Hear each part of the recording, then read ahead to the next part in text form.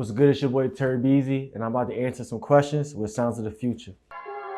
I love you, 508.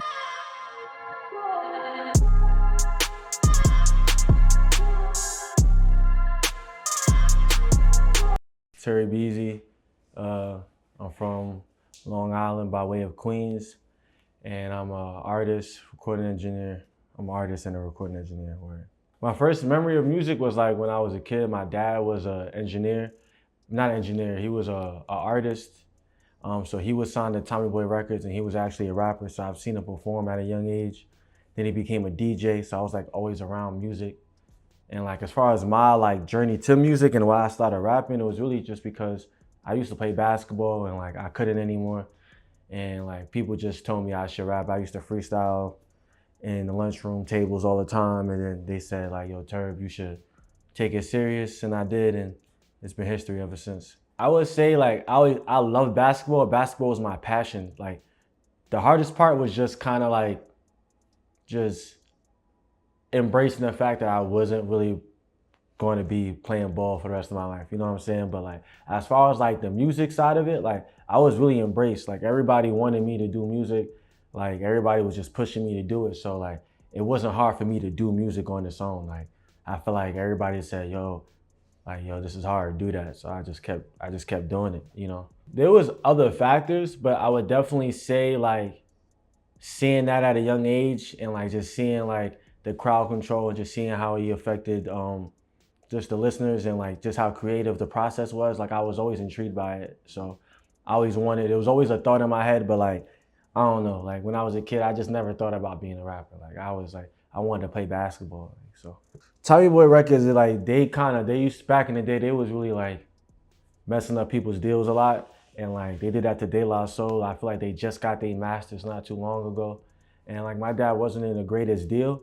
So I feel like when I was doing my music stuff early on, like he was very like strict and very like cognizant of like contracts and just like making sure like you have control and like leverage and things like that. And I feel like that's something that I always like took took to home, like just being careful of like giving my creativity away to somebody else, or just letting them know, giving them the option to tell me when I can and can't do things. So I wouldn't mind signing. It's just, you know, like it got to be right. Like I'll take, sometimes less is more, you know, and I've learned that. Like so, I feel like depending on the number and what leverage I can get, what control I get of what I'm actually doing, that's really what will determine. Because I take less money for control, but like at the end of the day, like if I have opportunity to get a machine behind me, like I'll definitely take that for sure. I love rapping way more than engineering, but and I was rapping first. My friend Matt 1041, shout out to him. He was like my first engineer,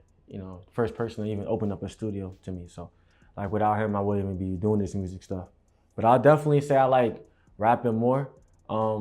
It's just more freedom of expression.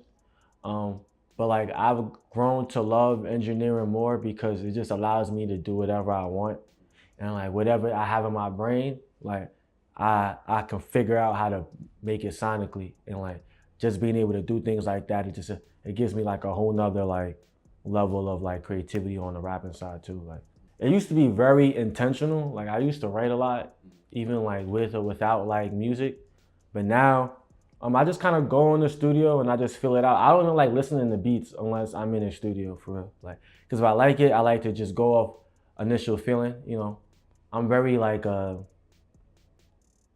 want to say like I exaggerate my life, but like whatever I go through, whatever I see, whatever I feel, like I definitely put that to paper. You know, so it's like, and whatever beat or whatever mood I'm in that day is what I'm on.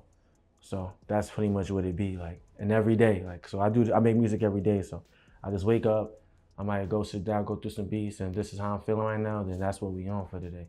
Just individuality, uniqueness. I feel like anybody who's been seen me and my growth in music knows that like I'm definitely diverse, but like every time I step into something else, like it's always like it's obviously me. Like even if it sounds familiar, like I always be true to myself and like I know what type of energy I bring to the music and like how I could just express myself. So like I think I'm very good at that. Well, outside of like the guys, like because really, I really feel like I'm influenced by them the most. Because I feel like we kind of have our own sound like together. Like we created something new.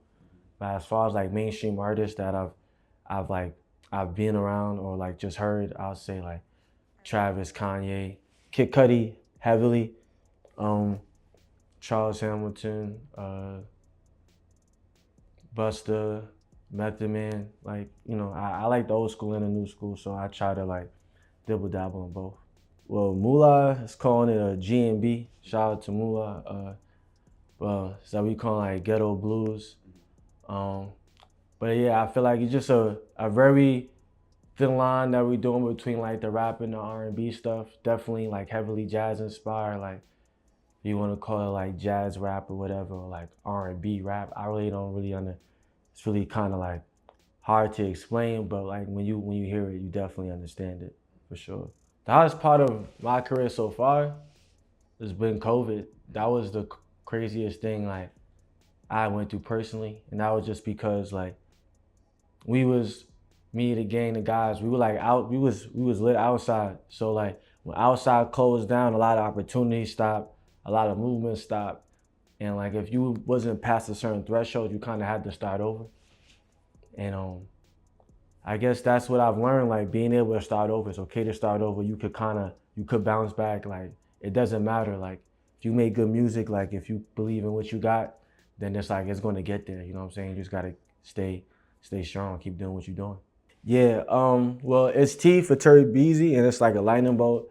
I guess it's gonna be like my logo or something. But like the tattoo means a lot for me because when I got this tat on my face, I just moved out the crib, you feel me? And like I was engineering and making music full time around that time. And it was the first time I was actually like after the first year or a couple months, I started paying rent off of like the music and engineering. And I was like super duper proud of myself. And like it was me just my allegiance to like the music and to the life of like, yo, I'm doing this for real. And like this is all I'm about to be doing. So fuck it. You know what I'm saying? And that's what this tat stood for. Like. Yeah, nah, it was definitely my dream for real. It's funny because after high school I was in the army for 4 years. Feel me? But like throughout that whole time I knew I wanted to do music. I knew if I was getting out of the army, I was gonna pursue music, go to school for music, learn how to be better at engineering. Like this whole like process, this whole journey I've been on, like was premeditated. It was all for music, and I knew once I graduated college, or if I was too lit before then, like I was gonna keep doing this. Like I never had an idea I was gonna do anything else. Once I put my mind on music, and I got that rush from it, like that was it. Like it's been that ever since. Like I don't really like change my mind. Like I know this for me. Anytime I ever had a moment, like there's been times I've been down bad, like damn, I should probably get a job. Like and then I'll just run into some money, like run into money, run into some opportunities, run into like a big session, get mad bread, whatever, like a big opportunity, get flew out to LA, like shit be so random, you know what I'm saying? But like that's how I know it's for me. Like so I can't like be mad at nothing. Like the journey is the journey, you know what I'm saying? But like whenever I ever second guessed it, like God, he was like, yo, bro, you bugging, bro, lock in. I wouldn't say like I was a horrible kid, but like I really I wasn't ready for college. I don't think college was ready for me. Um, so I just felt like joining the military at the time was a good choice. I knew I'd get some breath from it. I needed to get out the house. I needed to be away. Like, so I mean, like I needed to get away from the hood. I needed to get away from all that. So I just felt like I just made a decision. I just made a power play, and I just had to do that shit. It was the 4 years was definitely like tough.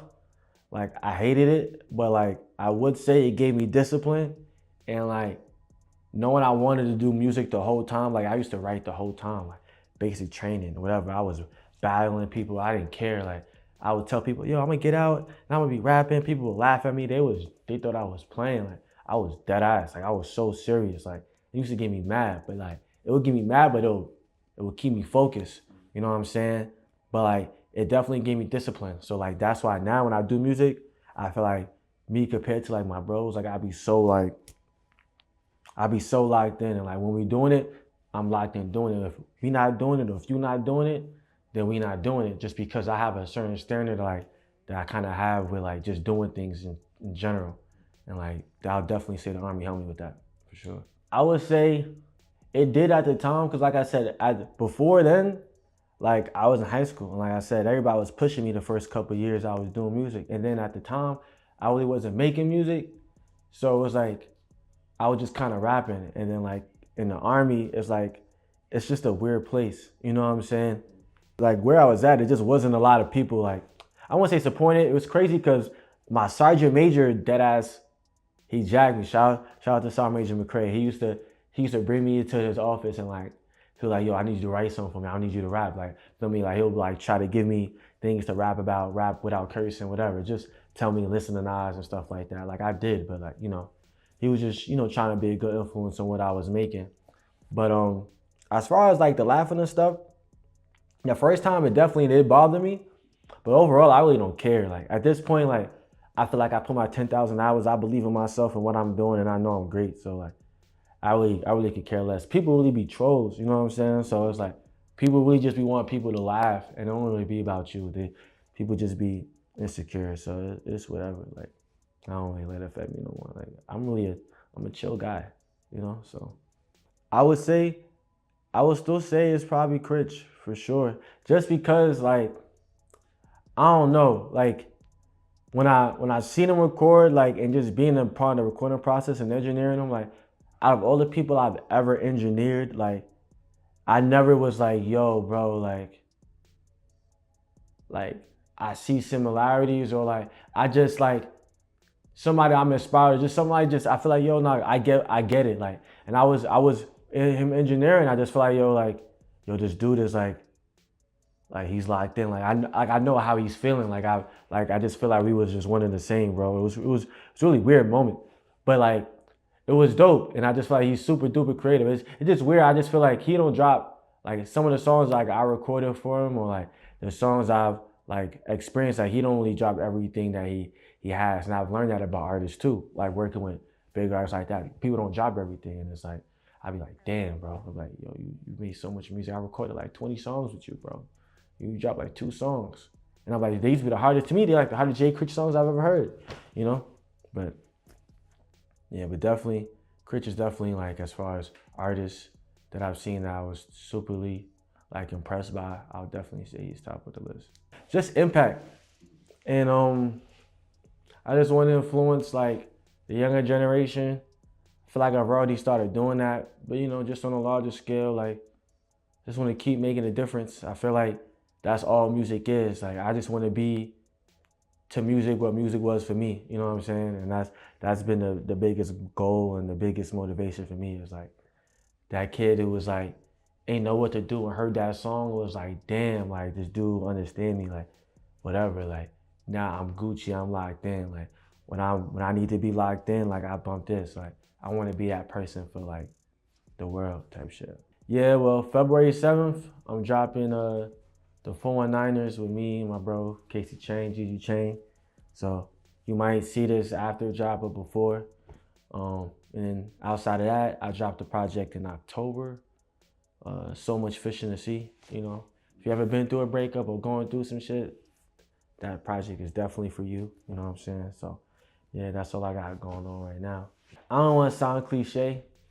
So when I say words of wisdom, just be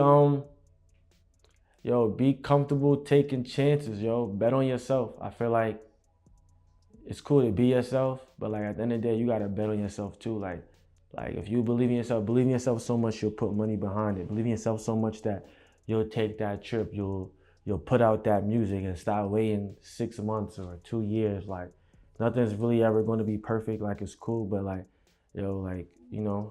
trust in what you got. Like that's it. I love you, 508.